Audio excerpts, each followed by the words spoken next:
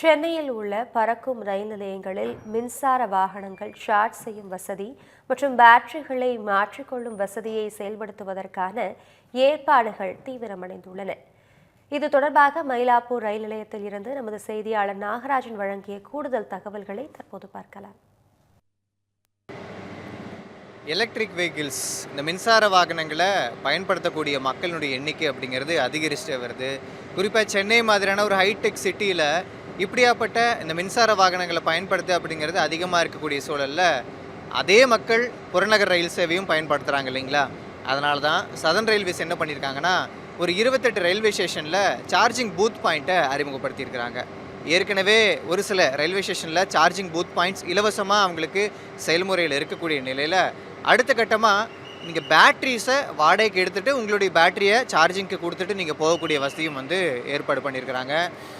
கடற்கரை பகுதியாகட்டும், அதே மாதிரி மயிலாப்பூர், வேளச்சேரி, கோட்டூர்புரம் இந்த மாதிரியான ரயில் நிலையங்கள்லாம் கிட்டத்தட்ட இண்டோ ஃபாஸ்ட் அப்படிங்கிற ஒரு பெயரில் இந்த சார்ஜிங் பூத் அமைக்கப்பட்டிருக்கு.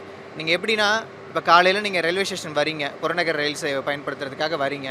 அப்படி வரும்பொழுது உங்களுடைய அந்த இவி வெஹிக்கிள்ஸை கொண்டு வரீங்க அப்படின்னா நீங்கள் இங்கே நிறுத்தி அதை சார்ஜ் போட்டு விட்டு போயிடலாம். அல்லது உங்களுக்கு இமிடியேட்டாக இங்கேருந்து சாயந்தரம் மூவ் ஆகணும், நான் சார்ஜ் போட ஒரு வேளை மறந்துட்டேன் அப்படின்னா உங்களுடைய எக்ஸிஸ்டிங் பேட்டரியை இங்கே கொடுத்துட்டு அதை சார்ஜ் போட சொல்லிவிட்டு இங்கே இருக்கக்கூடிய ஒரு பேட்டரியை நீங்கள் வாடகைக்கு வாங்கிட்டு இங்கேருந்து நீங்கள் உங்கள் இடத்துக்கு பயணத்தை மேற்கொள்ளலாம் அப்படிங்கிற மாதிரி வசதியும் அறிமுகப்படுத்திருக்கு.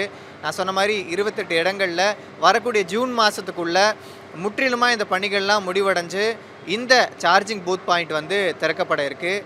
வரக்கூடிய பயணிகள் உங்களுடைய பைக்கை இங்கே பார்க் பண்ணிக்கவும் செய்யக்கூடிய அதே நேரத்தில் சார்ஜும் போட்டுட்டு ஈவினிங் வீட்டுக்கு போகும்போது அதை எடுத்துகிட்டு போகிறதுக்கான வசதியும் அப்படிங்கிறது ஏற்பாடு பண்ணப்பட்டிருக்கு.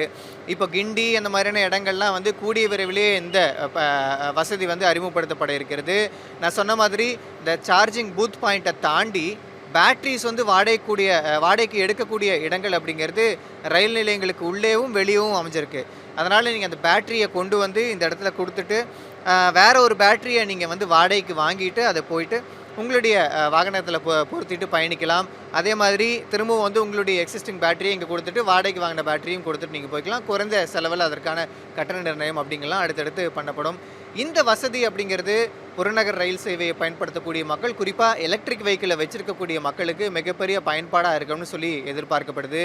நேர செலவு அப்படிங்கிறதும் கொஞ்சம் குறைக்கப்படுது. அதே சமயம் பார்க்குறப்ப அவங்களுக்கு 2-in-1 ஆப்ஷன் மாதிரி பயணம் செஞ்ச மாதிரியும் ஆச்சு, திரும்பி வர்றப்போ அவங்களுடைய பேட்டரி வெஹிக்கிள் சார்ஜ் பண்ண மாதிரியும் ஆச்சு.